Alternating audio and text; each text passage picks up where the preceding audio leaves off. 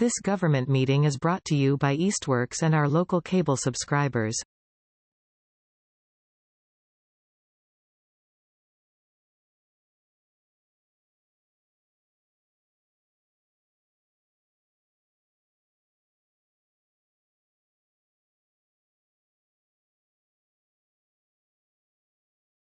Going to call to order the meeting of the Southampton Select Board for March 12th at 6:30 p.m.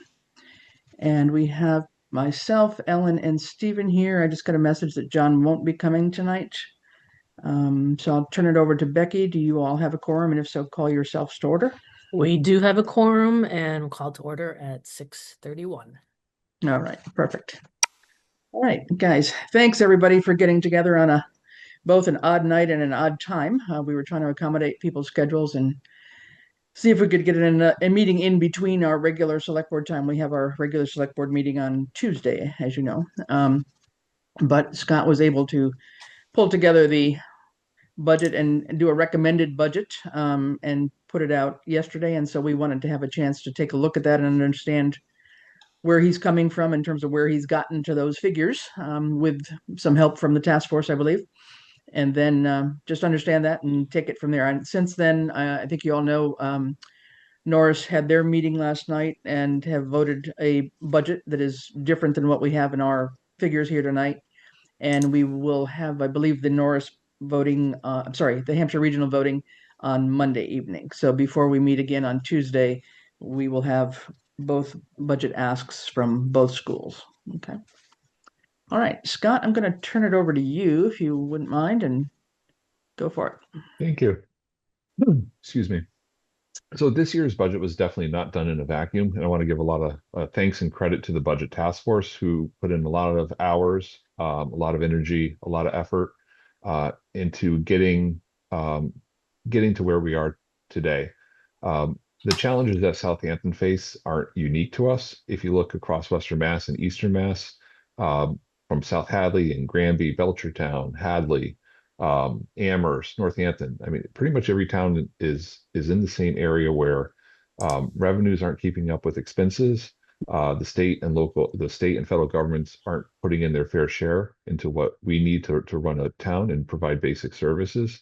And revenue, different areas are slowly either being stagnant or they're being reduced.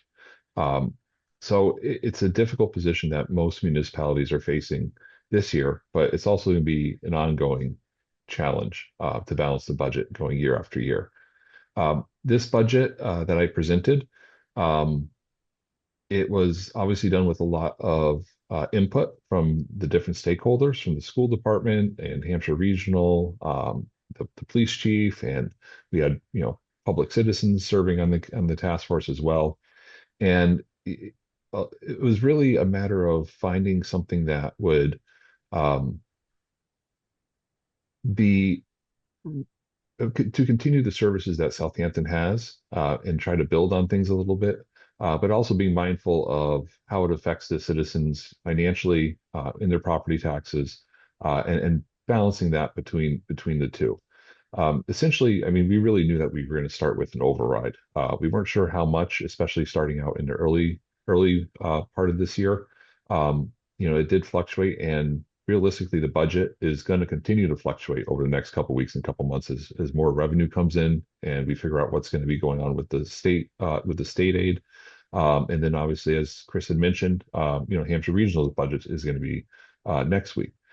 So we're doing our best with moving targets, and I think that we've taken a very conservative approach on what revenues we're going to be collecting, and a very responsible approach on any new monies that are being spent going forward.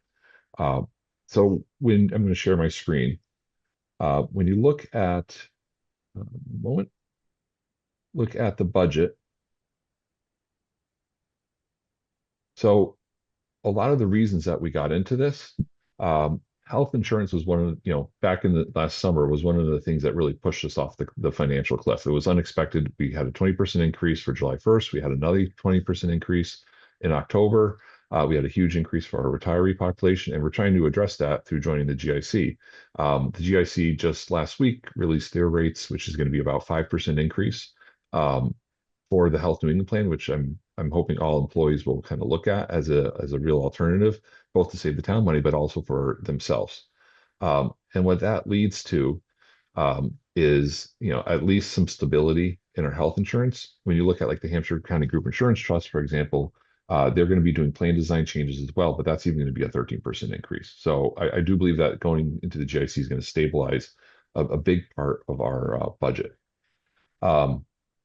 Just admit someone. Other things like, our retirement contribution going up by $50,000. The one-time ambulance funds that we used to balance the budget last year, that's gone. We're estimating a loss of revenue close to $200,000. We have $7+ million in capital expenses that we're going to need to address.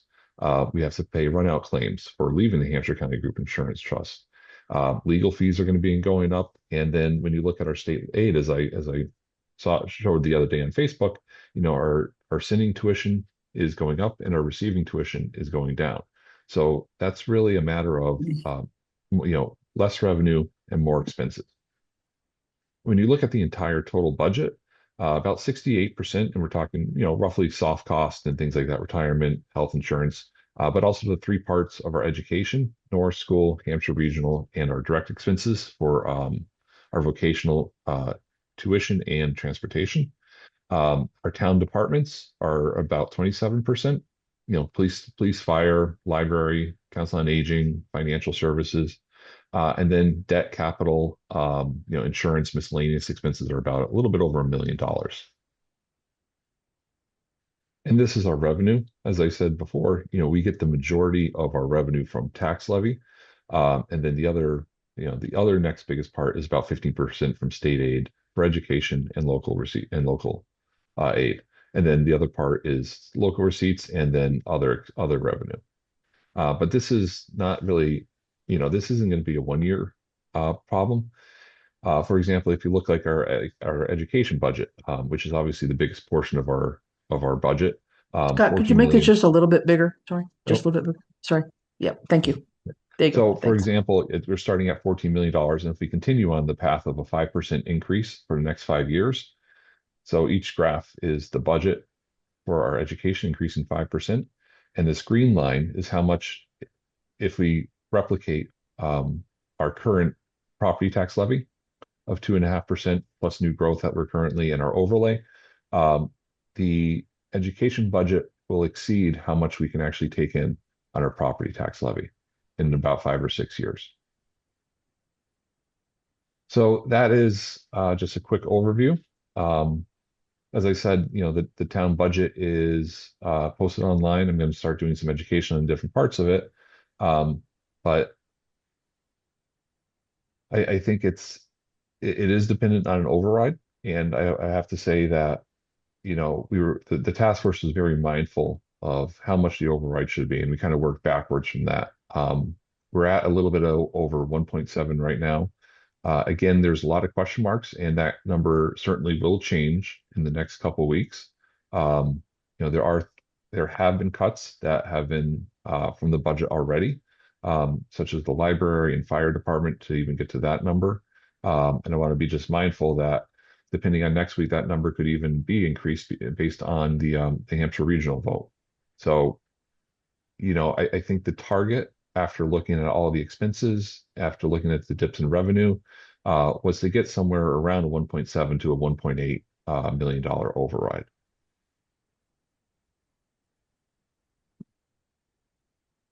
Okay. And do you want to I just want to mention that, so this budget does take into account a 8% increase for Norris, which is just roughly about $500,000, which is a little bit more than what was originally proposed prior to the meeting last night. Okay. So about 8% for Norris, and how much for Hampshire Regional was? I think it was a 5.6. Okay. So we've got a placeholder there for them at this point, included in the budget. Okay. Do you want to show the budget overview maybe there, the next sheet on that, or can there you go? The yellow but again, is little bigger. Sorry. The yellow is just some question marks. I mean, obviously the biggest question mark is going to be our health insurance, because we're transitioning to the GIC. We don't know where people are going to migrate to. I do believe that most people would look at Health New England and probably subscribe to it, as most other municipalities in Western Mass have. But again, until we actually have the numbers, we can't really rely on them. We're not going to have those numbers until hopefully May 1st, or which is the end of open enrollment, if the GIC would get us those numbers early. So it is a little bit of a question, and we don't know where things are going to go forward. So the 14.250, 14,250,000, I think is a reasonable estimate based on an assumption that giving us a little bit of flexibility. Sorry, Scott, where's that line? I'm sorry. Just point it out to us. Sorry. That's just in our employee Education. benefit line. Oh, I'm sorry. Okay.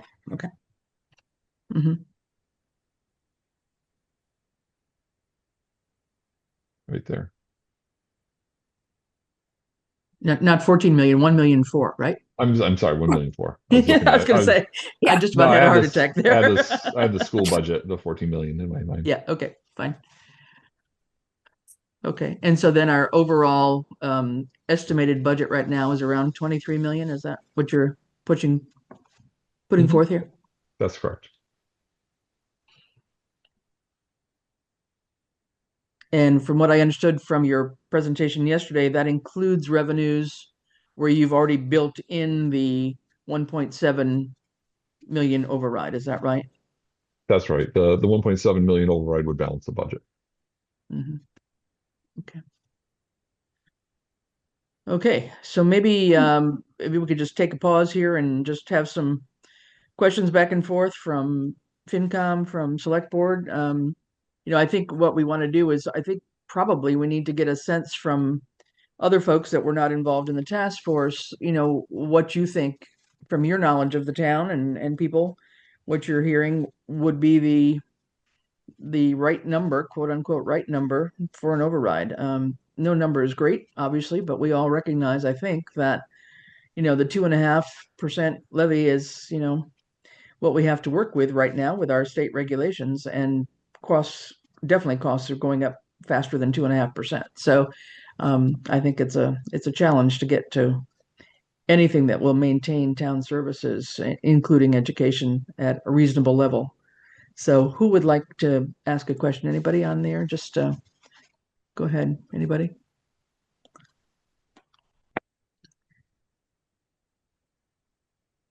Anyone?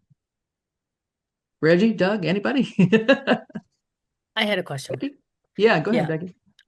So Scott, I know that you talked to some of the departments about some of these cuts.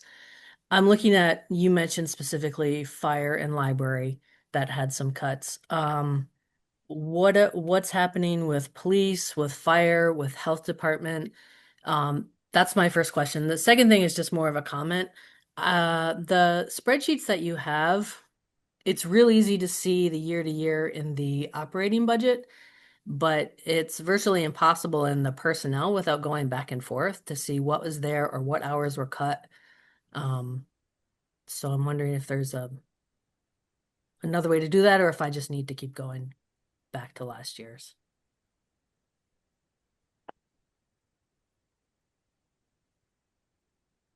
As far as the comparison, yeah, it's just last year's budget was just way too big to print out and just handle, so I had to cut some things. So I can share. Let me just throw something real quick if everyone wants to ask their questions. It's not officially from Scott, but it'll give a pretty directional look at, by position where wages are going, or at least by department, if that you think, Scott, is more appropriate. Yes, it is in your budget materials, so we're not sharing anything that's not being made public here, but that may help you, Becky, directionally. It's just a different way of presenting it, Doug. Is that what you're saying? Yeah, it's a year over year comparison without having to hop workbook to workbook. It just basically says the increase or decrease. So most of those are. The increases are from just your additional steps, Scott. So, Scott and the select board have made, a really, big push to make sure that our town employees are paid at market. And, a fair wage, compared to surrounding towns. So that's, just step increases are most of it, but it does show Becky kind of where the Mhm. positions are, showing larger decreases. And that's, Mhm. for example, deciding not to fill an open role that's currently in the FY26 budget. So, Yep. but why don't you field other questions and I'll kind of, Yep. I'll have something I So, can. yeah, Scott, can you give Doug sharing possibility there? Yeah. Yeah. Okay. Yeah. Any other questions from select board or FinCom? This is Reggie. I was just wondering if we're Yep. going to see more detail on the Norris budget at some point, and what I know they've talked about not cutting as much or actually restoring, but I haven't seen the detail. We did see one from earlier, but not the actual proposed. Okay. Um, yeah. So So this is this the is what one they that from was, last night, is it? it was, Yeah. Or this is the original, oh, the original. um, Sorry. yeah, the one that was posted 2 days ago prior to last night's meeting. So that's available on the Hampshire Regional website. I'm going to post this on um, our budget website as well later on. Okay, I'll look for that. But then the one from last night was a fully restorative budget, right? Yeah, we don't have the breakdown. I think it's just a number. Just a summary numbers. Okay. But this is the original breakdown. Okay. So we they are can- talking about hiring more people. I think they're looking at taking some or getting some positions back. From what I understood last night, I sat in on part of the meeting last night. They had, with the budget that we had talked about with them, which was the 8% increase from last year, that would have brought back two positions and some school supplies, from what I understand.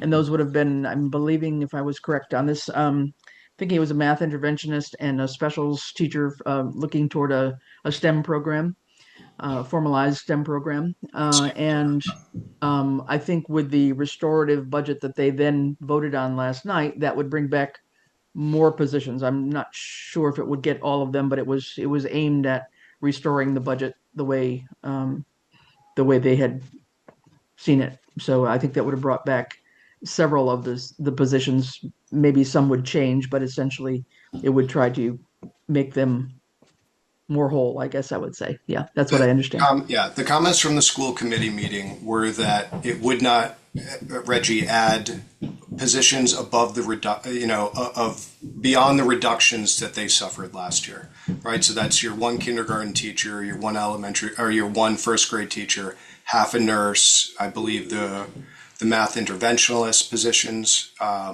So that The art was, teacher.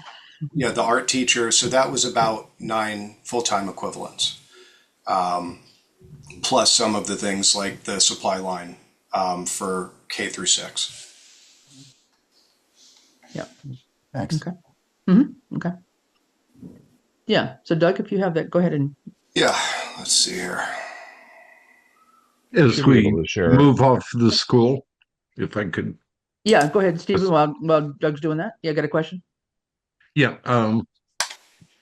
just perspective. The amount that we're carrying for Norris School is, in our view, partially restorative. And there was a new number floated last night. I didn't hear clearly the magnitude of the difference between those two numbers. It was more than floated. It was voted last night by the school committee. And I believe it was another, was it 500,000 extra? Was that it? Or was it three? It was sorry. it was 3 and change over Three and change. what the budget task force was working with. Okay, right. Okay, so yes, right. We had put in, Stephen, we had put in the 8% as Scott had mentioned, and so this was probably, I don't know, I'm guessing this would have been closer to 12% thereabouts, something like that. 12, 13% probably is what they would have voted on Thank last you, night. but percentages weren't helping me. It's the absolute magnitude. Would we go from talking about a $1.7 million override automatically to 2 with some uncertainty that might still go higher? Mhm. Scott, I'll let you take that, but I'm thinking it's certainly an increase in the override amount. Yes. Yeah, I mean, it's definitely a possibility that the 1.7 could increase. Yeah. I mean, I think it really Um, depends on what the, I mean, ultimate I, override number Mhm. So, target is.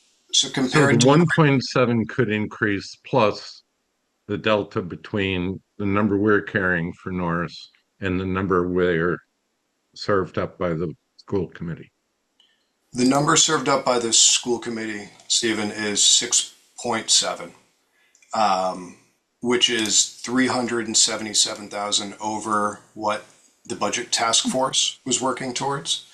And year over year from the reduction budget, it's 845.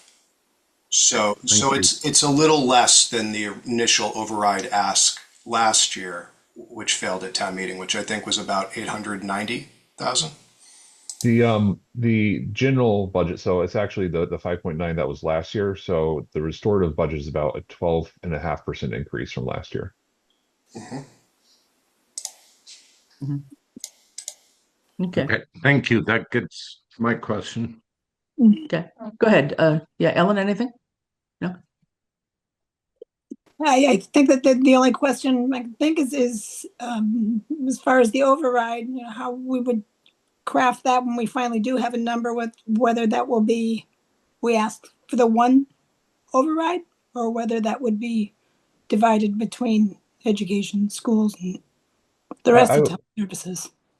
I think a one question override is the way to go, just because it's very Mm, complex the other way. But also, if you look at other areas, other towns that have overrides over the last couple of years, especially like Hadley, and when you split it up, it gets very confusing. mm, The one thing that we have to remember is that, you know, we are one town, so education and the town services and the capital, we can restore teachers, but if we don't have a capital budget mm. and there's Agreed. water leakage in Norris School, or if we restore highway positions but they don't have trucks to use, uh, what good is personnel if we don't have the infrastructure for that? Yeah. So it's not the town is an entity. The town is the capital. It's public safety. It's the education. It's everything. And I Sure. think that people need to really kind of look at like that symbiotic relationship. Yeah, I would agree. I think you're either going to invest more in the town or you're not. It's one or the other. And don't forget, like, for example, if we were to cut like the treasurer's office, well, the treasurer does the payroll for the school Mm, and they do the tax bills. So it's we really are in the same boat. yeah, agreed. My Okay. So opinion, Doug, go ahead. yeah, at least as far as, I view the school, so Norris, and I view, the town operations as inseparable. The town is the school and the school is the town in that sense. And I think at least as far as splitting the override, by department or by town operations versus Norris School, I think you pit departments against each other, and you also give people that, the ability to kind of pick their primary objectives and then, not look at the overall greater good of the town. Yeah. So, it gives someone the opportunity to say, listen, you know what, I really care about fire and safety, and I care about the senior center, but I don't have kids in school I anymore. don't have kids in school. Yeah. Yeah. Well, Yeah. the quality of the school, it carries forward to property values, the quality of the town, the budget. So Sure. if the quality of the schools go down, school choice in goes down, school choice out, and charter tuition goes, and that's another thing. It's not as though the school stands alone. It can continue to impact the budget, in negative ways if not, supported to a sufficient level. I would agree. Yeah. Thanks. So Doug, you want to explain a little bit what you've got on the screen here for us for a minute? Yeah, so this just looks by department, and we may be 1,000 off because this was off of the annual or the budget task force. But this compares FY26. I have operations and personnel, but it basically shows what we're looking at here are the personnel changes year over year in Scott's budget, or at least the budget task force, the budget workbook from the 9th. So excluding Norris School, the restoration of full-time equivalents, because we don't have at this point a detailed budget. These are changes in personnel and salaries by department. Operations is separate. So the biggest increase personnel-wise is the select board, the budget line item for wage adjustments, which really goes, you would assume, to multiple departments. The highway department, the 45,000, most of that is just step increases and cost of living increases. But we had also budgeted last year. I believe at the time this was a mechanic position. Randall has turned it into a machine operator position, but it was budgeted at half a year. The position was unfilled. So this, kind of contemplates that position being filled for the entire 12 months. So that's the biggest increase there at the highway department. So personnel lines there is 45. Police department is 35. So there's kind of some ins and outs. But if we just look at it, so there's a reduction in part-time wages, but some lines there going. But all in all, the police department increase of 35,000. Board of Health is 24,000 at least, unless Scott, you cut it out of your version. That's most of that is from the assistant for inspectional services. That is a new position, and an increase in the health agent wages. I think that's just based on the salary level that we hired the current health agent at. Right. And just to add, the proposed admin assistant for inspectional services or whatever would be shared, right, Scott, between building and health department. That's correct. So, right. Yeah. Right now we have an octogenarian in there as our volunteer assistant, and it's time to think about how we can manage that differently. Yeah. There's an increase for the conservation agent, but that's really in the overall budget offset by the fact that you don't have your land use planner, Scott. So this looks like an increase of 17,000, but really it's just kind of the realization of, if you're not going to fill the land use planner, that dual position, you're going to have to pick up your part-time conservation agent wages. And then the rest are really just, I think, your step increases, Scott. And then when you look at some of the larger decreases at the personnel, so there is the unfilled paramedic / full-time firefighter position. That's a cut that the fire department's taking for almost 58,000. And then Scott is losing his land use coordinator position. That's been taken out of the budget. Then just regular COLA increases. And the library, we are looking at a decrease at the part-time youth librarian. So that's their 12,000 there. Doug, would you be able to do something like this for Norris School salaries? If I had the detail. Okay, I think that would be helpful as well, because that's our biggest, obviously, our personnel costs. Yeah. One thing just to clarify on the 80,000 for select board. I just don't want to get people just all excited that the select board is getting paid. We are volunteers, please. We do not get paid. We are volunteers.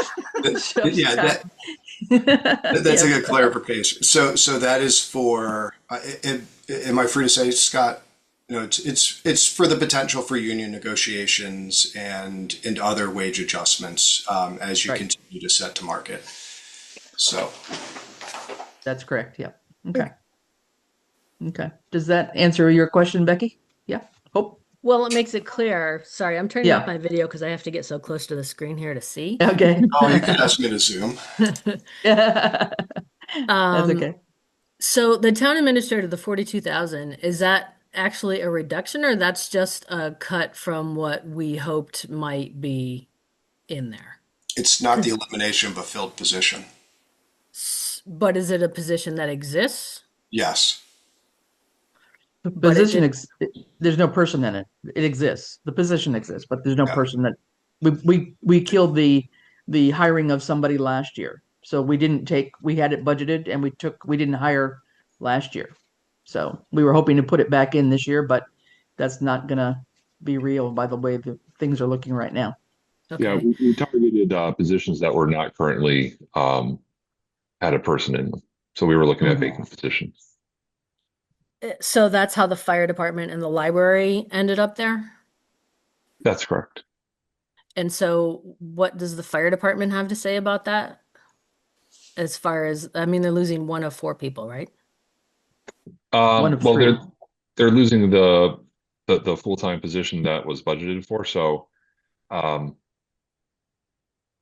yeah, I mean, I've talked to the chief about it. Talked to him a lot about his budget. I mean, it's one of the bigger ones for the town. So, Yeah. I mean, It still obviously he leaves would like to keep it, but yeah, it still leaves the chief though and a full-time, there's two full-time people, I'm correct, right? The chief and a full-time paramedic slash EMT, or sorry, paramedic firefighter, sorry. that's correct. Yep. And then a shared admin between fire and police. So 2.5 people essentially on the fire department side.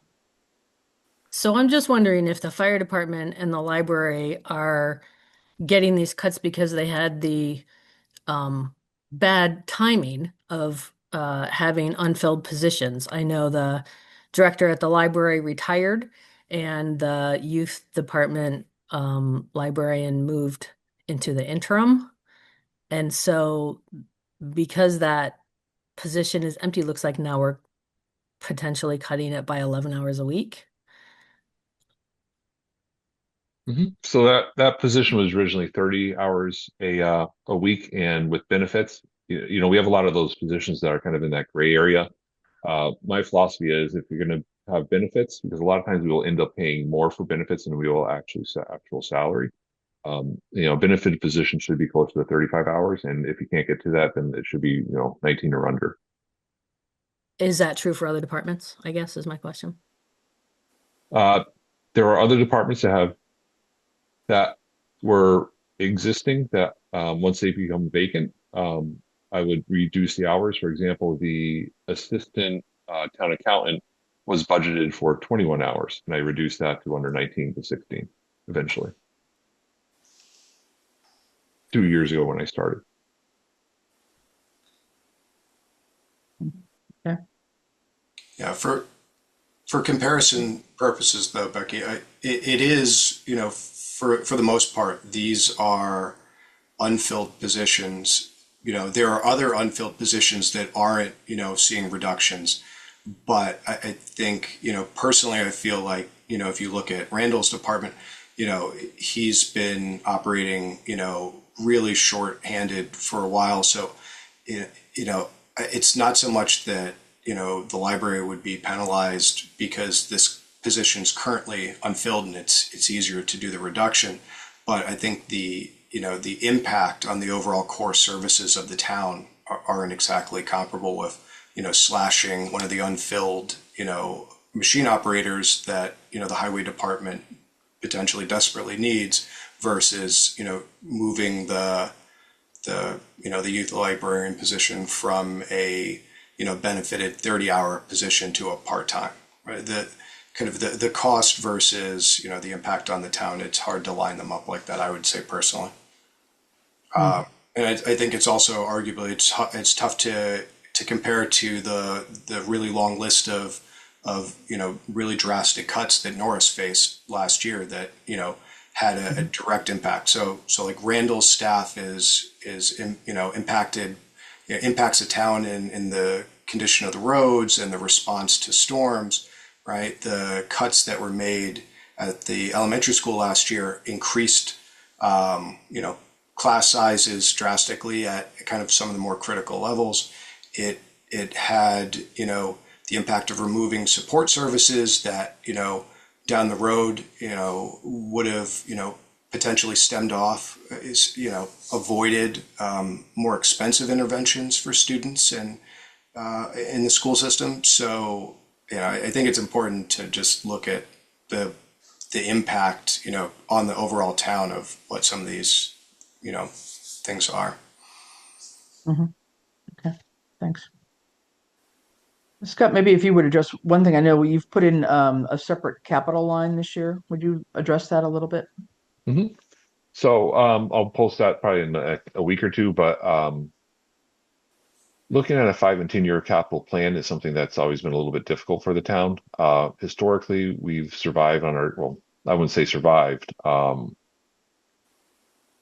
We've kind of we've only gotten our capital expenses paid through two ways. The first one is percentage of our free cash, and that kind of prohibited us from actually building up a good stabilization fund for rainy day fund for things like this. And also it's dependent on free cash, where if you have a low free cash year, then you're going to have very low funding for capital projects.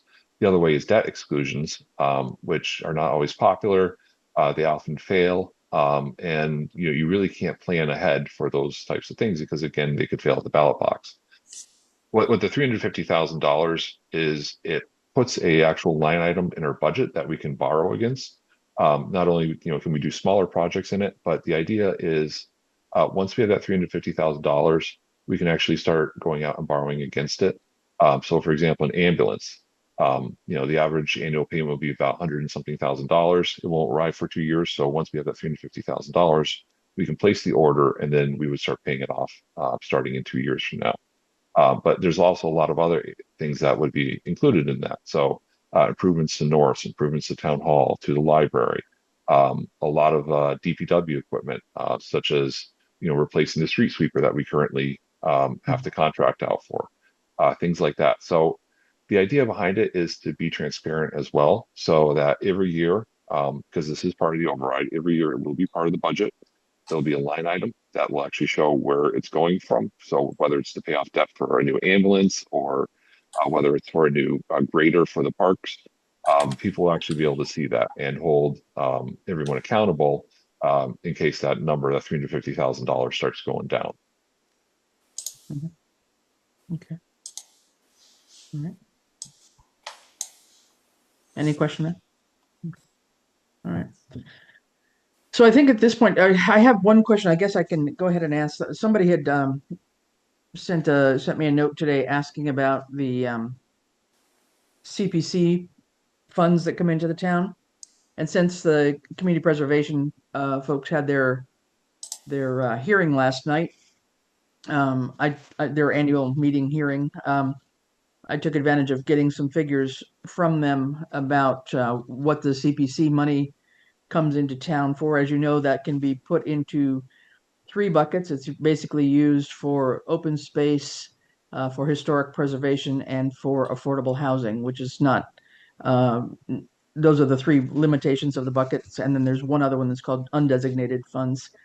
But there is basically money that comes in. It's a 3% surcharge on our taxes over the $1,000. And so the money that came in last year on a 3% surcharge was around $341,000, somewhere in that neighborhood. I don't have exact figures, but it's in that neighborhood. And then because we have a 3% surcharge, we are eligible for three separate matches from the state. So we get three different rounds, I guess I would say, of CPC funding coming from the state, and that last year ended up to be around $162,000, and that was about around 48% of sort of the match, if you will. So at one point in time when the CPC funds started out, I think some 20 years ago now, we were getting pretty much dollar for dollar matches. And over time, I've been told anyway, it averaged out at around 75% over those years. It's definitely dropped over the last few years. It's probably closer to the 50% range from what I'm understanding. So all in all, we brought in, let's say, 500,000 thereabouts for CPC funds, in counting a little bit more because I guess there's a little bit of interest on it as well. So say $550,000 that came in as CPC surcharge and the state match for that. That gets used for basically oftentimes a match for other grants. So that allows us to be able to go out for grant money. And there's usually a requirement to have a match from the town, and that's where that goes. So that has allowed us to bring in, for example, the various funds that we're bringing in to do the bike path, the Greenway.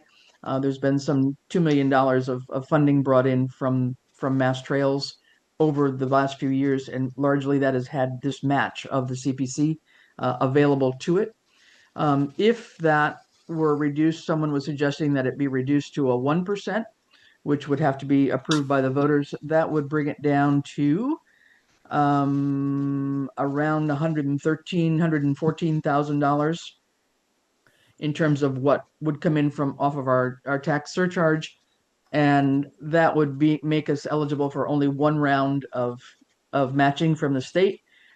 That percent would be quite low given our percentage, and the best guess at the moment was around a 15 to 16% payout from the state. So that would be maybe Yes. $18,000. So all in all, that might bring us in about $135,000 total if it were a 1% charge. So we'd be losing, a fair amount of money from the state possibility for that match. So that's the best I understand it. So right now that is what has come in the past year, and from the figures I've seen from the CPC Coalition website, I believe it's around $142 per household in Southampton on an annual basis. That's how it's kind of spread out. So hope that answers a couple of questions for people that may be listening to Thank that. you.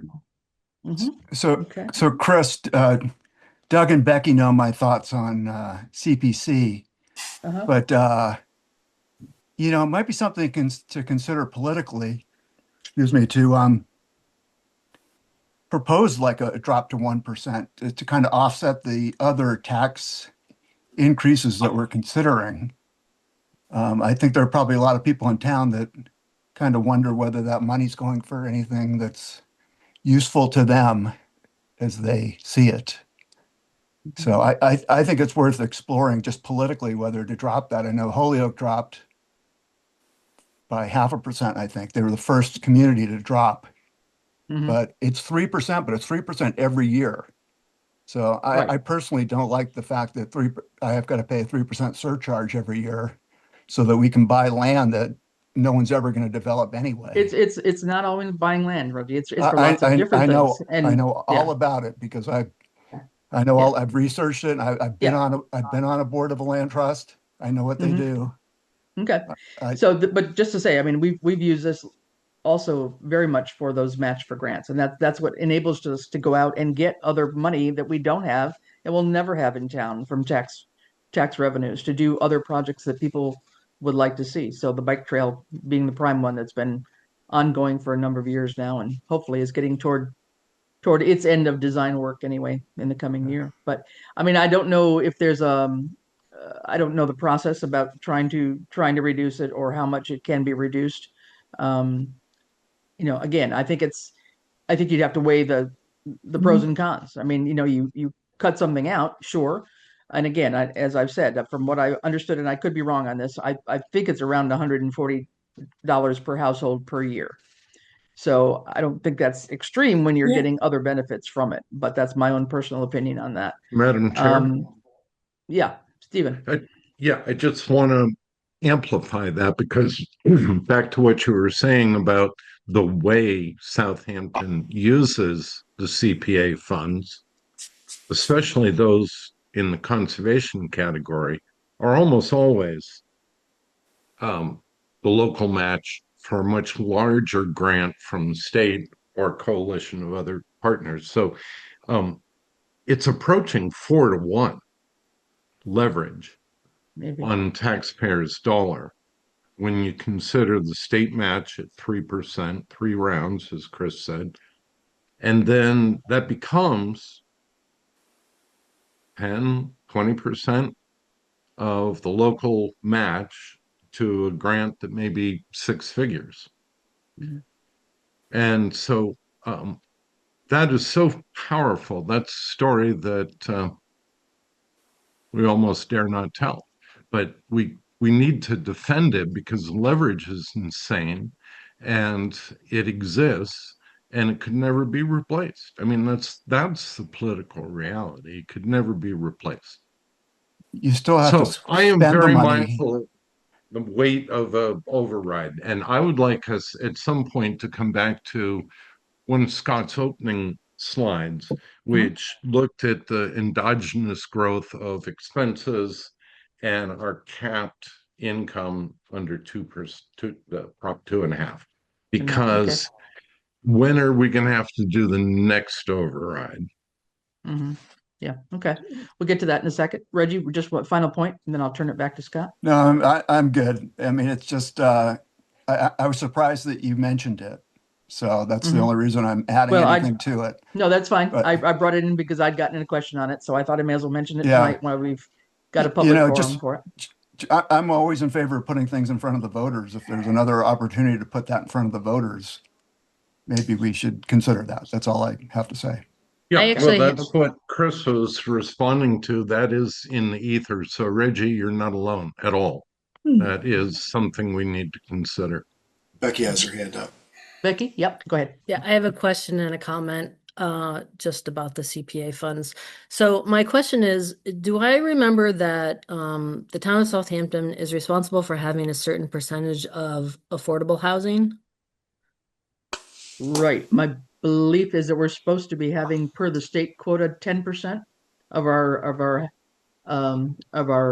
production home production plan, whatever, should be affordable classes for affordable housing. Yes. And do we're far below that. We're like maybe 1%, maybe. I'm not sure. Right. We're not required to, but any community that drops below that percentage would then be subject to 40B, and that would allow developers to come in and override local zoning laws. Okay. Thank And you. then my comment is that even if the CPA funds are reduced from 3% to 1%, there's no guarantee that any of that money ends up on the town side, right? Because it doesn't magically appear in the general fund. It's just a reduction, and then we cross our fingers and hope that maybe people vote for an override with it. Like there's no guarantee that that's what happens. Correct.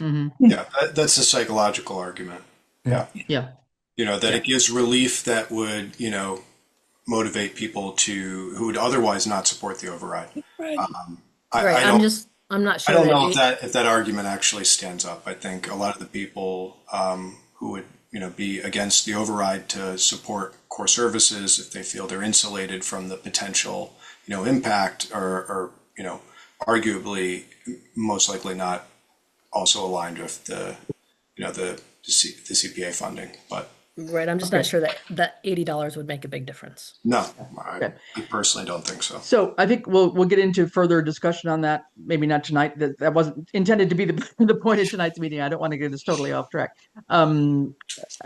Sorry, Stephen, you had a question back to Scott. You wanted him to take a look at the beginning pages again. I'm sorry. Stephen, would you repeat? Yeah, repeat your question. Yep. Sorry. Yes. The headline is, when might we have to do another override? Subtext, the Prop 2.5 limits are crushing, combined with decreasing state and federal aid, but uncontrollable expenses, witness, insurance, etc., add fuel for next year for our fleets. So, there's mismatch. There's what's called a structural deficit, and what does that look like over time? Scott? Yeah. I mean, absolutely, it is a structural deficit. It's we're limited to what we can raise through our property taxes, and the other big portion of what we receive from revenues is strictly from the state. And the state hasn't done their part on providing the towns enough money to do basic services. They know that our hands are tied with Proposition 2.5. The other thing that we have to realize is, the state's also making it more expensive for towns to do, our business. More regulations. It's more expensive for us to build buildings. It's more expensive for us to hire people. Things like union negotiations, the state's making it more difficult for us to do things. I can give a lot of different examples on that side, that the state's not only not funding their fair. Oh, sorry. No, go ahead. Somebody, just mute yourself, please. The state's not, doing their part, and they're making it more difficult for municipalities to operate. Yeah. And I don't think there's any move, I haven't heard of anything to try and change that and do anything different with the 2.5, for up 2.5, right? So I don't think it's is it on the radar screen of any of our legislators? I don't know that it No. is, or the governor's office. I don't think so. I Not that I'm mean, aware of anyway. the state could just provide more funding. Mm, That's what they got to do. hmm But they're not prioritizing the cities and towns and the basic services, the day-to-day door-to-door services that municipalities provide. And I've told this to Representative Fees yesterday when he stopped by. The state simply has to do more. They have to prioritize municipalities over a lot of their other projects. Okay. Yeah. Scott, it might be helpful to provide, maybe big numbers of some of the surrounding towns and, that are facing similar fiscal challenges and are also asking for override. I think there's often the perception that this, is driven by mismanagement on the town's behalf and not really an acknowledgement of just these are a lot of these things are beyond our control, and you've done a lot to try to hedge what you can. So up until this year, the health insurance, that surprise increase last year was at that point out of our control. The town itself didn't directly have a say in the overall management of the Hampshire trust, and you've done steps to try to stem and head off the future large crushing increases. When you look at a lot of the other, increases, it's not because we've added a number of positions, right, that are redundant or not important, or excuse me, not really contributing to core services. There's not a lot of fluff in here. And it means that, short of, supporting core services, the inverse of that is really important things to people are potentially on, the chopping block if the town can't raise additional revenues. Yeah. No, thanks. Okay. So I think I'm not sure how much further we want to debate things this evening. I think I was kind of wondering whether people would like to weigh in, FinCom and Select Board, about the amount of the override. I mean, the 1.7 sounds a little scary, quite honestly. But I honestly, we've gone through the figures, and I'm not seeing where that can really be trimmed down meaningfully to a much lesser number. And especially if we try at least to do more accommodation with what Norris was asking for last night. Again, we had put in 8%. So again, what you said, Scott, sounded like maybe a 12% increase. So we've got a difference there from what we had put in as a placeholder. I think we've got to look at that and see how far we can get with that. I don't know if we can get to a full restorative, but maybe we can take another step on the path to get a little bit further along. I don't know. And we don't really know where Hampshire Regional is going to end up on Monday. So I guess we'll have a better idea on Monday what we're really facing in terms of the budget asks. But anybody want to just give a thought in terms of the amount of the override? I think, Scott, remind me, you had done the DLS calculation on what the average amount would be. I'm forgetting it was sorry, if it was 1.7 and 1.8 million. No, thank you. You got it handy. Very good. And again, just make it a little bit bigger. Sorry.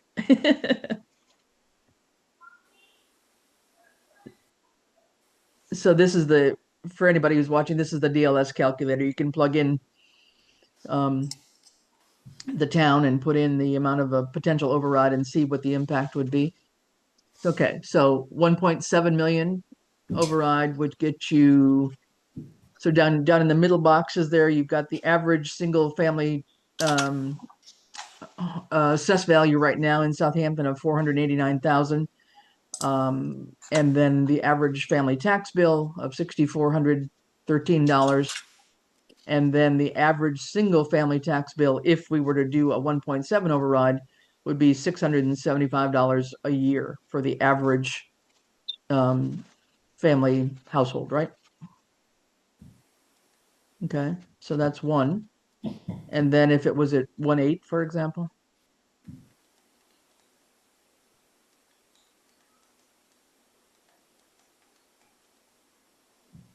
Okay, so some of the same basic figures, but that brings it up to about $715 per household for the year. So again, divided into 4 quarterly payments. So that gives us an idea of what that would, what that impact would be. I don't know. I don't know if with what we've heard from Norris last night, and you were saying that that might be another 300,000 on, suppose Hampshire stayed, at their level that we had hoped for, and we tried to restore more of Norris, then this is going to be, maybe closer to 2 million. Thank you. You're ahead of me. Mm. So you're close at about $800 a year, close to it, 792. So close to 800,000. So those are the kinds of things I think we really have to, think about. And I'm willing to take a couple comments from people tonight, but I think it's probably going to be part of our figure maybe on Tuesday as we debate things, and we have some real numbers from Hampshire Regional by then too. But anybody from FinCom or Select Board want to make a comment in terms of what you think is, I don't think we know. We always try to figure out what's reasonable. We understand that we've got people on fixed incomes. We've got a wide variety of people in economic situations in town, and trying to find one size that fits all is really, really a challenge. So I guess I can go and then I'll shut up. But Mhm. we recognize that we did have an override get shot down last year.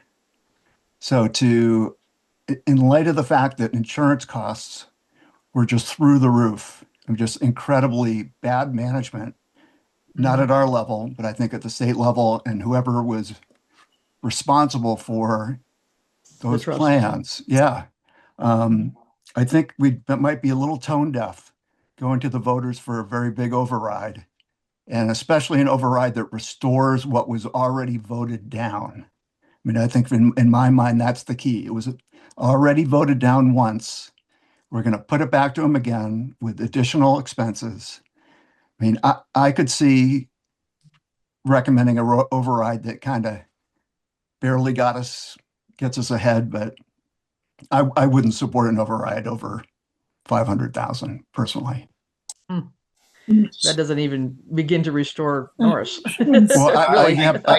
I don't think we shouldn't Yeah. restore Norris. Okay. Well, I mean- so I guess, Reggie, Okay. to that point, and I just want to make sure that, if you look at the components in the budget and the fact that, there aren't, non-impactful positions that are left to cut, what an override of only $500,000 would mean, and that's basically just absorbing the health insurance increase.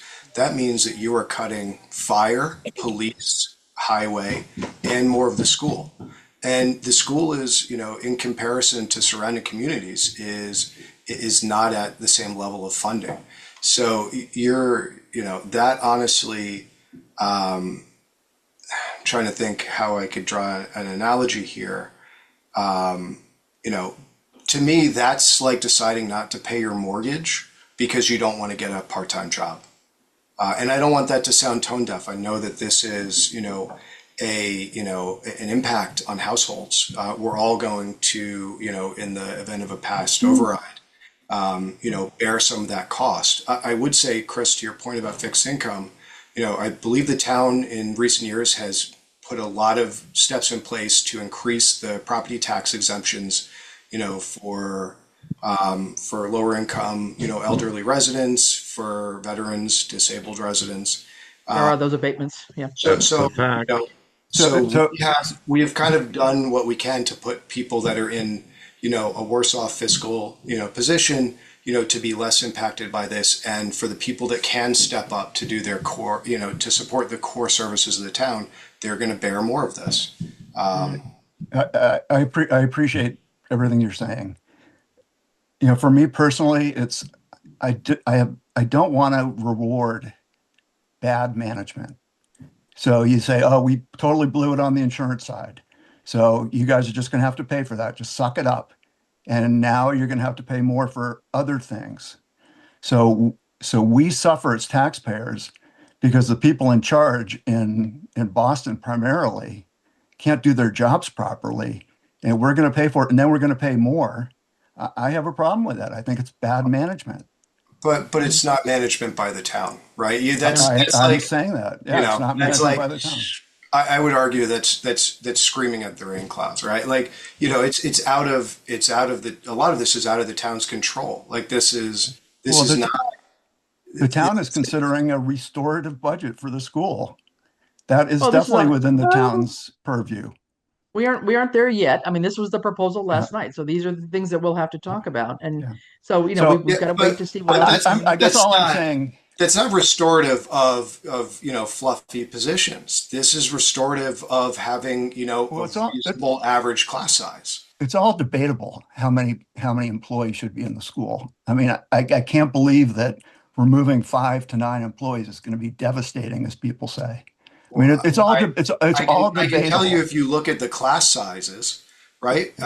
You know, that has a direct impact, right? You have at the first They're and less than kindergarten 20. level. They're Yeah. less than 20. Well, they're right around that. I Right. think now they But increased, so they I mean, were with I it. guess I don't want to debate that, but all I'm saying, I No. guess, is if I'm thinking these things, other people are too.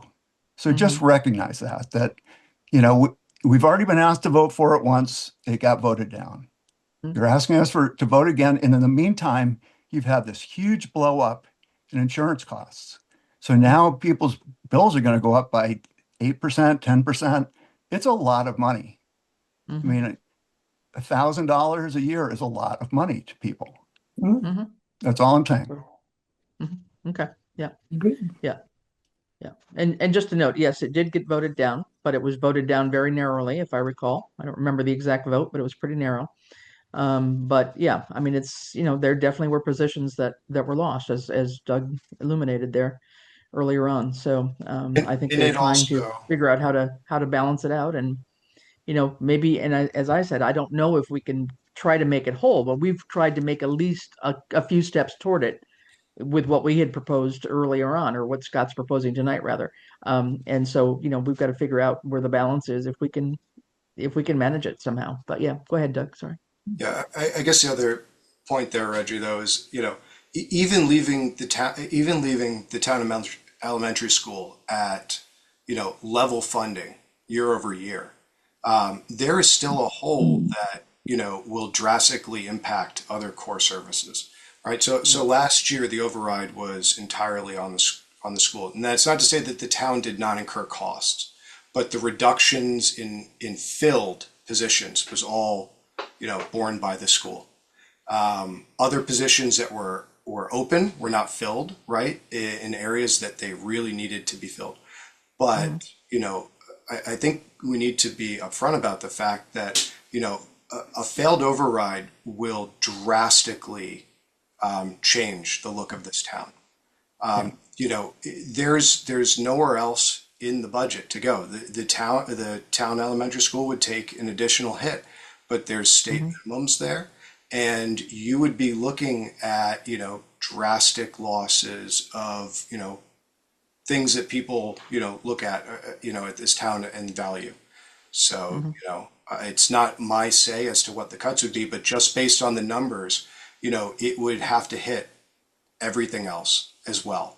The library, the It would. fire department, police overtime, you know, you're looking at, and at the end of the day, you would be, you know, paying the same amount of property taxes, but in my opinion, you'd be looking at a failing municipality that you're paying them to. Yeah. Well, I think at a minimum, I mean, without belaboring it, it would certainly, in my mind, make for delayed response times, make for delayed wait times in terms of services and what people expect. So, you know, wanting to get something from the town's clerk's office where you can just walk in and get it within 10 minutes, you know, it may take you 3 weeks if you had to make an appointment. So, I mean, there's, you know, and time is, you know, time is something that's precious to people, I think. But I think we are used to certain services that we take a lot for granted, and we have to just realize that if we don't have them, then we're going to have to be willing to, you know, bear the brunt of that too, and understand what that really means in terms of our own personal responsibility on those kinds of things. But anyway, Ellen, Stephen, Becky, anyone, anything, any other?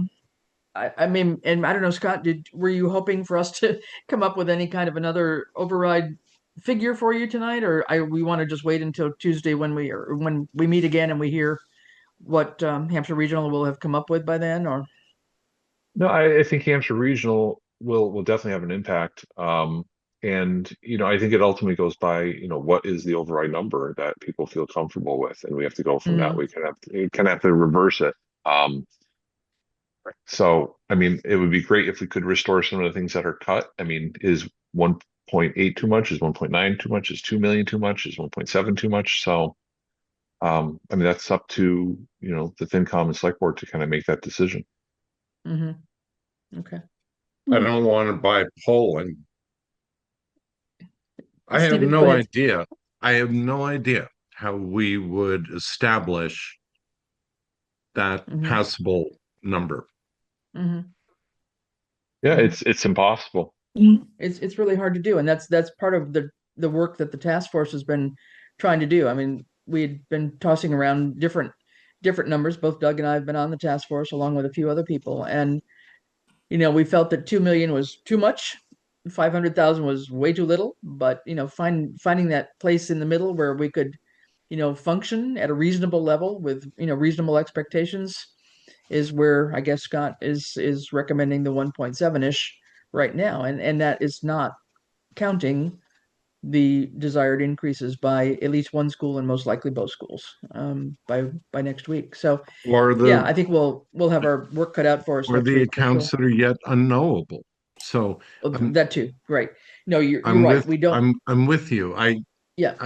We're getting back higher and higher, and Yeah. I think Doug spoke eloquently about the benefits. I mean, several people have. I won't belabor that. Yeah. I think No, we have failed to invest adequately in our town over a over number of time. years. Yeah. Witness the failed overrides. Therefore, we really are playing catch up in the worst possible scenario between economic times generally and the insurance debacle. So I take Reggie's point. We don't want to reward bad management, but we want to build a strong community. And so I underscore Doug. I would go ahead with what we need. 1.8 doesn't feel undoable to me to build the kind of community that we envision. And what if this expense structure that we're looking at right now blows up between Hampshire and insurance and run out? Okay. So that's where I'm at. Okay, thanks. What I've Yeah, no, heard, yeah, go ahead, Becky. Yeah. what I've heard is a desire to put the school forward, right? To give what we can to the schools in the most way. Maybe Regis isn't great, but to give the schools what we can.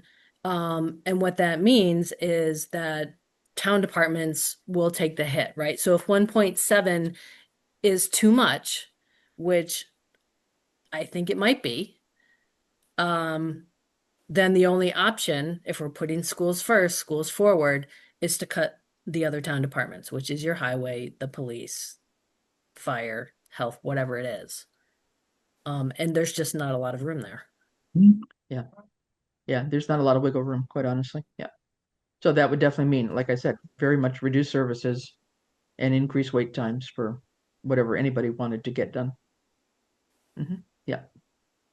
Yeah, there's no magic formula, guys. I mean, as Scott said, some of these numbers are sliding all over the place from the state side. We won't have a clue in terms of the budget's, the governor's real numbers for a while. The insurance is going to be very, very late, like a day or so before town meeting.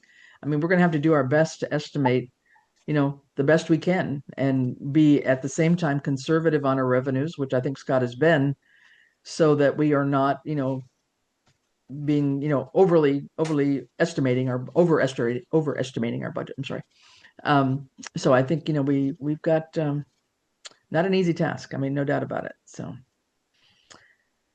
all right. Anybody else have any final comments, FinCom or Select Board? I think we can maybe wrap it up for this evening, unless you've got anything else, and we'll plan on getting together. So, Scott, I'm sort of hearing we're kind of in that neighborhood, but we're not all in agreement necessarily. But I think we need to, see what the figures are from from Hampshire Regional when they come in, and then fill in the figures too with Norris's request, and just see what that impact looks like for us. And at some point in time, I'm assuming that we need to be preparing not only what the override budget will be, but we need to prepare what happens when the override, It if the doesn't- override, not when, if the override does not pass, we need to show that reality as well, because that will affect not only the schools, but across the board.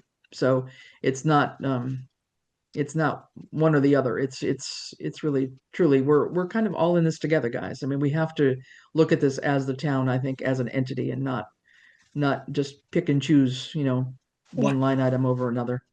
We'll never manage things that way, I Agreed. think. So, Well, yeah. the naysayer never makes it to the table or the committee or the task force, but Scott really did reach out and include so many people. And that would include all the town departments. It was very, bottoms up. Everybody's on the same page about the challenges, and the solutions are just damn few. So Yeah. I think that we've got a good core of engaged and informed people. Thank you. Look at what Doug does on the fly to show us a year increase in employment. So, we have to deal with this. And kudos for having the amount of engagement or outreach that you clearly have had. Thank you.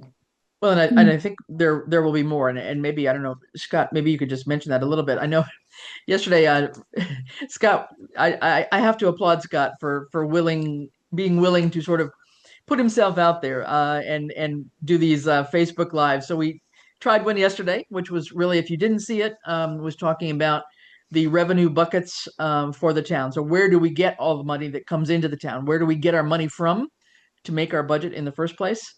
And so Scott did about a 15-minute or so Facebook Live video on that. Unfortunately, we've learned something, that when you do a selfie photograph on such a thing, all the print is mirror image, hint hint. So we'll get that one figured out for the next one. But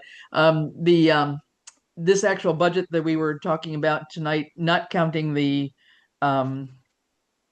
new money, the new request that Norris put in for us as of this morning, is on the town website under government, up the heading up the top under government budget FY27. So that budget is there in great detail. Every workbook from all the different departments are there, so anybody can go through that workbook and take a look at that. And then the actual video that I'm referring to was on the town's official Facebook page. And so that is there if you haven't had a chance to see that. And so that's the Town of Southampton, Massachusetts Facebook page, which is different from the other pages that you may be familiar with on Facebook. But Scott, you want to talk a little bit about a couple more things about you? I know you've got plans to do a couple more presentations like that. And then we were talking about some other kind of public input kinds of ideas too. Yep. So the exciting part would probably be our town accident and insurances and our IT Yeah, right. costs, Sure. things like that at this point.